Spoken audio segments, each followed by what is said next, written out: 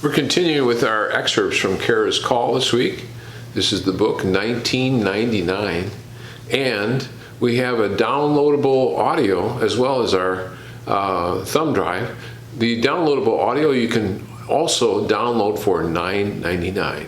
When the talking began again, one guy who was apparently new said icily, "If all the churches were sold, we could feed the hungry in Africa."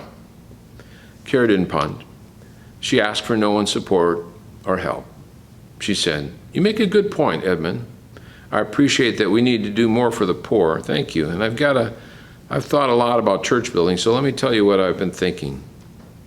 Let's say I have a chair I use every day where I read my Bible and pray, where I talk to the Lord and listen to him. Further, what if I reserve that chair for one purpose only? Would that be a special chair? Sure. Well, the Bible has a word for things that are set aside in that way. Because these things are dedicated to God and his purposes, we call them holy." "I get that," said someone else. "All right then. Let's suppose a number of people got together and covenanted that they would pray for one another and love one another, and that they would learn how to renew that commitment by working together. Then, what if they decided to meet in a building and dedicate the building for that purpose? See, that's what we call the church. It's holy. Not in a magical way, but because we've dedicated that space for that purpose." "Yeah, but why do churches have to be so ornate?"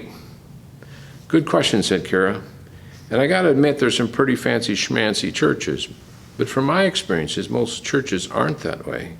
In fact, in the places where Christianity is making the biggest impact in terms of growth, meeting places are often quite simple.